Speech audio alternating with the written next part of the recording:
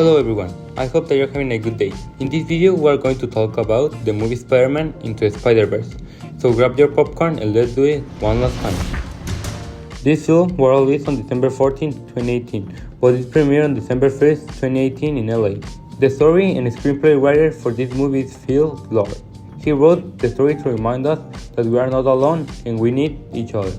He also showed us we all can be great, we just need the spark to show us that we can do it. The plot of the movie starts with Miles Morales, a 13-year-old boy who gets bit by a radioactive spider after trying to clear his mind from school with his uncle by graffiti painting in an abandoned subway. We later discover the effects of the spider bite. Miles keeps going to school until he goes back to the subway, where he gets involved in a fight between the Prowler and the Green Goblin against Spider-Man, who is trying to stop a potentially universe-destroying machine. But Spider-Man isn't able to stop it and dies in the process.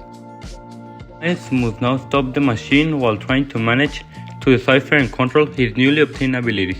But he realizes later on that machine has brought other versions of Spider-Man, which he has to return to the universe and save his city. The main characters that appear in the movie are Miles Morales, who is the main character. Peter B. Parker, that's the one who is the mentor figure for Miles Morales, teaches him how to be Spider-Man. That we have Gwen Stacy, who is Ghost Spider and is close friend of Miles Morales, and the villain, who is Wilson Fisk, also called Kingpin, owner of the Collider and mother of Spider-Man. There are many settings in the movie that are important to understand the movie. Also, there are some moments that make you feel emotion. The most essential setting is the Collider, that is the reason for the beginning of the other Spider-Man for the other universe. If you like that stream, there is a part where Miles Morales jumps from the top of a skyscraper, which allows Miles to do a leap of faith from it, plummet down out of control and save himself at the last second. There is where he learned how to control his powers and start to be a Spider-Man. If we talk about the animation that they did, there are many types of animation that they use for each character. Like the other Spider-Man, this is important to distinguish the other universe and how it looks Spider-Man in different ways represented by its animation. This movie wasn't only a huge box office hit, generating $304.3 million worldwide, according to IMDb, but it was also widely critically considered one of, if not the best Spider-Man interpretation in a full-length movie. This movie demonstrated that with the power of insanely creative animation, dedicated storytelling, fan service, and hundreds of hard-working people that want to properly deliver a good Spider-Man story, you can really impact society. This movie has a near-perfect score in Rotten Tomatoes, scoring a whopping 97 out of 100 score, and due to the fact that it was really well received from audiences and critics alike, this movie obtained multiple different awards and nominations, like for example, it won a total amount of 22 awards, in which highlights the awards of the Critics' Choice Award, the BAFTA Award, a Golden Globe, etc.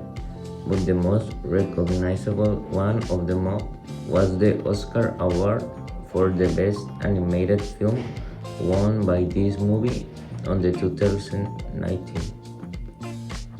In general, what we can see about the movie is that it has really great approbation by the critics and the audience.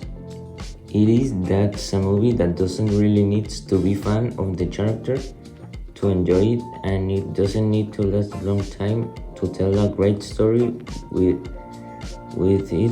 The movie knows really good how to handle the story and characters, making everyone interesting and equally handling all the time to be an interesting movie.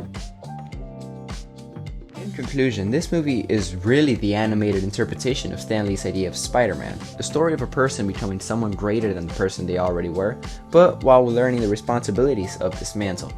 Even though Stan wasn't able to see the final product of this movie, he was able to do one of his final cameos in this film, and even though he didn't get to see the whole feature, he knew what role he would be playing. Stan Lee died on November 12, 2018, a month before the worldwide release and weeks before the premiere in LA. Before passing, it was revealed that Stan was happy with the cameo he provided. Thank you all for your attention, and I hope you all a good night. Excelsior!